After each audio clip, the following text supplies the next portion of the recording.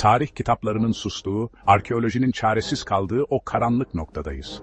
Modern insan, kendini zirvede sanırken, aslında devlerin omuzlarında yükselen, hafızasını kaybetmiş bir çocuk gibidir. Okyanusların dibinde, buzulların altında ve yerin 7 kat aşağısında, 5 büyük dünya bizi bekliyor. Hazırsanız, zamanın perdesini aralıyoruz. Tarihin sisleri arasında, insanlığın kolektif hafızasında yankılanan bir isim vardır. Atlantis. Bu kayıp kıta, yalnızca bir efsane mi, yoksa unutulmuş bir gerçekliğin gölgesi mi? Antik Yunan filozofu Platon'un Timaeus ve Critias diyaloglarında anlattığı bu medeniyet, Herkül sütunlarının ötesinde, okyanusun kalbinde yer alan görkemli bir imparatorluktu. Platon'a göre, bu ada, deniz tanrısı Poseidon'un çocuklarına bahşettiği bir cennetti. Verimli toprakları, egzotik hayvanları ve en önemlisi, akıl almaz bir teknolojik ilerlemesi vardı. Bu medeniyetin varlığı, çağdaşlarının çok ötesinde bir bilgelik ve güç seviyesine ulaştığını düşündürür. Onların hikayesi hem bir uyarı hem de bir ilham kaynağıdır. Gücün zirvesine ulaşan bir toplumun kendi kibriyle nasıl yok olabileceğinin trajik bir anlatısıdır. Platon'un bir gün ve bir gece içinde yok oldu dediği Atlantis, sadece bir ada değil, bir enerji merkeziydi. Bu enerjinin kaynağı, Platon'un ateş gibi parlayan diye tarif ettiği gizemli bir metalde saklıydı. Onlar, orichalcum adını verdikleri, altından daha kıymetli o kızıl metali atomik düzeyde işleyebiliyorlardı. Bu, basit bir madencilik ve metalurjinin çok ötesinde bir teknolojiydi. Atlantisliler maddenin temel yapı taşlarını anlama ve onları yeniden düzenleme yeteneğine sahiptiler. Orichalcum sadece bir süs eşyası veya para birimi değildi. O, medeniyetlerinin motoruydu. Bu metali kullanarak yerçekimine meydan okuyan araçlar, anında şifa sağlayan cihazlar ve hatta düşünceyi maddeye dönüştürebilen aletler yarattıkları söylenir. Bu metalin sırrı Atlantis ile birlikte sulara gömüldü ve modern bilimin hala çözemediği bir bilmece olarak kaldı. Şehrin kalbinde bu teknolojinin zirvesi yer alıyordu. Şehrin merkezindeki devasa kuvars kristalleri kozmik enerjiyi çekip kablosuz olarak şehre dağıtıyordu. Bu kristaller sadece pasif alıcılar değildi. Onlar evrenin kendisiyle rezonansa giren, yaşayan, bilinçli yapılardı. Yıldızlardan ve gezegenlerden gelen süptil enerjileri toplayıp, arındırıp, tüm adaya hayat veren bir güç ağına dönüştürüyorlardı. Bu sayede Atlantis'in her köşesi, kirlilik yaratmayan, sınırsız bir enerjiyle aydınlanıyordu. Bu enerji ağı, aynı zamanda bir bilgi ağıydı.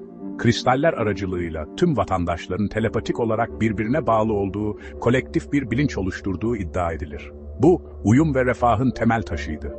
Ancak güç, doğası gereği yozlaştırır. Atlantisliler, zamanla bilgeliklerini unutup, güçlerini kişisel çıkarları ve fetih arzuları için kullanmaya başladılar. Bu ahlaki çöküş, enerji sistemlerine de yansıdı.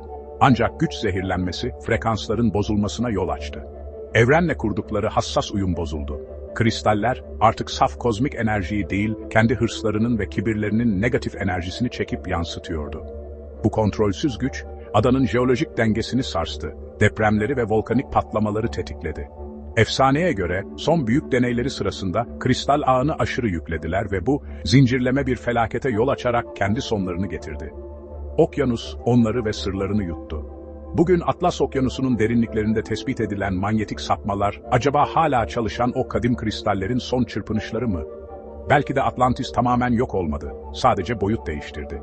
Belki de o devasa kristaller, okyanusun binlerce metrelik karanlığında hala bir sinyal gönderiyor. İnsanlığın unuttuğu o büyük gücü ve o trajik dersi hatırlatmak için sessizce titreşiyor.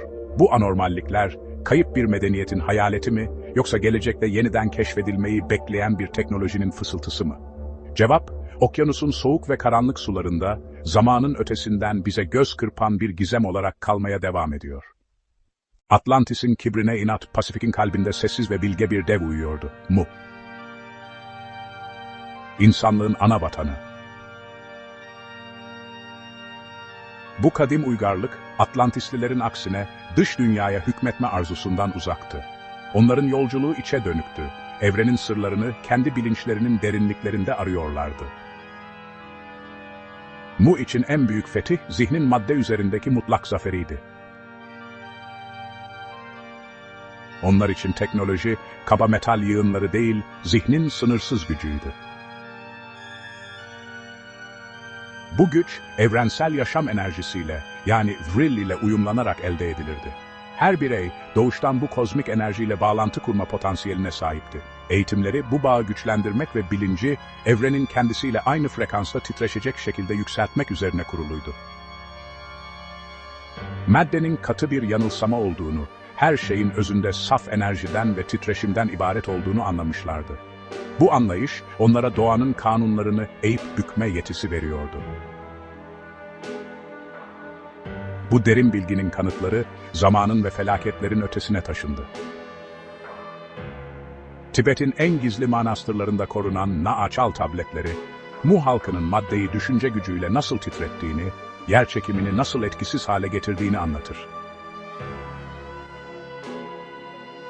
Tabletlerdeki metinler sadece bir tarih kaydı değil, aynı zamanda birer kullanım kılavuzudur. Sesin ve niyetin birleşimiyle yaratılan frekansların en ağır taşları bile bir tüy gibi nasıl havaya kaldırabildiğini, dağları nasıl yerinden oynatabildiğini tarif eder. Bu, psişik enerjinin fiziksel dünyaya doğrudan müdahalesidir. Mu'nun bilgeleri bu yeteneklerini gösteriş için değil, uyum ve denge yaratmak için kullanırlardı. Şehirlerini, gezegenin enerji hatları olan ley hatlarının kesişim noktalarına, doğayla mükemmel bir armoni içinde inşa ettiler. Ancak büyük tufan yaklaştığında ve ana vatanları sulara gömülme tehlikesiyle karşılaştığında bu bilgeliğin kaybolmasına izin vermediler. Seçilmiş bilgeler, büyük göç olarak bilinen bir görevle dünyanın dört bir yanına dağıldılar. Gittikleri her yere medeniyetin tohumlarını ektiler. Bugün Mısır'dan Meksika'ya kadar uzanan tüm piramitler aslında Mu'dan kaçan bilgelerin dünyaya bıraktığı bilgi bankalarıdır. Bu anıtsal yapılar sadece firavunların mezarları ya da tanrılara adanmış tapınaklar değildir. Onlar, yıldızların konumlarına göre hassas bir şekilde hizalanmış kozmik enerji akümülatörleridir. İçlerinde Mu'nun kutsal geometrisini, astronomi bilgisini ve bilinç teknolojisinin sırlarını barındıran taş kütüphanelerdir. Bu yapılar doğru zaman geldiğinde ve insanlık yeniden hazır olduğunda aktive edilmeyi bekleyen uyuyan devlerdir. Mu'nun mirası, taşların sessizliğinde ve yıldızların dilinde yaşamaya devam etmektedir. Zamanın sisleri arasında bilimsel bir hipotezden doğup ezoterik öğretilerin kalbinde yer edinen bir efsane fısıldanır. Bu doğanın kendisiyle konuştuğu, bilincin maddeye hükmettiği bir cennetin hikayesidir. Hint Okyanusu'nda Madagaskar ile Hindistan arasında bir köprü, Lemuria. Onlar modern insanın atası değil, biyolojik bir mucizeydiler. Evrimsel bir basamak değil, yaşamın farklı bir frekansta titreşen, ruhsal olarak gelişmiş bir tezahürü. Varlıkları fiziksel bedenin ötesinde, gezegenin yaşam gücüyle iç içe geçmişti.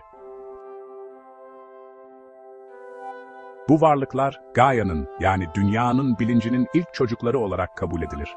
Onların toplumu, hiyerarşi veya çatışma üzerine değil, mutlak bir uyum ve kolektif bilinç üzerine kuruluydu. Her birey, bütünün bir parçası olduğunu derinden hisseder, her eylemlerini bu bütünün iyiliği için gerçekleştirirdi. Bitkilerle konuşan, kristallerin hafızasını okuyan ve doğayla tam senkronize yaşayan telepatik bir toplum. Bu iletişim, kelimelerin yetersiz kaldığı bir boyuttaydı. Bir çiçeğin susuzluğunu, bir ağacın asırlık bilgeliğini kendi ruhlarında hissederlerdi. Kristaller onlar için sadece değerli taşlar değil, evrenin tarihini, yıldızların şarkılarını ve dünyanın sırlarını barındıran kozmik kütüphanelerdi. Bu kristallere dokunarak zamanın ötesindeki bilgilere erişir, şifa bulur ve enerjilerini dengelerlerdi. Lemuria'da teknoloji makinelerden değil, bilincin gücünden doğardı. Ses frekanslarıyla devasa taşları hareket ettirir, düşünce gücüyle şifa verir ve rüyalar aracılığıyla birbirleriyle ve kozmosla iletişim kurarlardı. Onların dünyasında her şey canlıydı, her şeyin bir ruhu vardı ve her ruh büyük bir senfoninin parçasıydı. Ancak bu altın çağ sonsuza dek sürmedi. Kıtaları battığında Lemuryalıların yok olmadığı, aksine bilinçli bir dönüşüm geçirdikleri söylenir. Bazı ezoterik kaynaklar, Lemuryalıların fiziksel formlarını terk ederek okyanuslara karıştığını, bugün yunusların ve balinaların taşıdığı o yüksek zekanın bu kayıp kıtanın mirası olduğunu iddia eder. Bu zarif deniz memelilerinin karmaşık iletişim ağları, sosyal bağları ve oyunbaz ruhları, Lemurya'nın kolektif bilincinin ve doğayla uyumunun bir yansıması olabilir mi? Okyanusların derinliklerinden gelen o gizemli şarkılar, belki de bize unuttuğumuz bir geçmişi, doğayla bir olduğumuz o cenneti hatırlatmaya çalışan kadim birer fısıltıdır. Lemurya'nın mirası, karada değil, okyanusun kalbinde yaşamaya devam ediyor. Peki ya felaketlerden kaçanlar gökyüzüne değil de yerin altına sığındıysa? Agartha. Dünyanın çekirdeğindeki vril enerjisiyle aydınlanan, yaşlanmanın ve hastalığın uğramadığı devasa iç şehirler. Amiral Byrd'ın kutup uçuşunda buzulların ötesinde gördüğü o yemyeşil vadi, Agartha'nın kapısı mıydı? Onlar binlerce yıldır yüzeydeki savaşları izleyen, müdahale etmek için doğru zamanı bekleyen sessiz gözlemcilerdir. En kuzeyde, sislerin arkasında gizlenen efsanevi Thule, güneşin hiç batmadığı Hiperborealıların kutsal toprakları. Burası, antik astronominin sıfır noktasıydı. Zamanın ve yıldızların tüm sırlarını burada çözen bilgeler, dünyayı kuzeyden gelen bu mistik ışıkla yönetiyorlardı. Bugün kutup ışıklarının yarattığı o büyüleyici dans, belki de Thule'den kalan antik bir mesajın yansımasıdır. 5 medeniyet, 5 büyük sır. Bizler unutulan bir geçmişin mirasçılarıyız. Gerçek suyun altında ya da yerin altında değil, gerçeği aramaya cüret edenlerin zihnindedir. Biz buradayız, gizemlerin peşinde, zamanın izinde.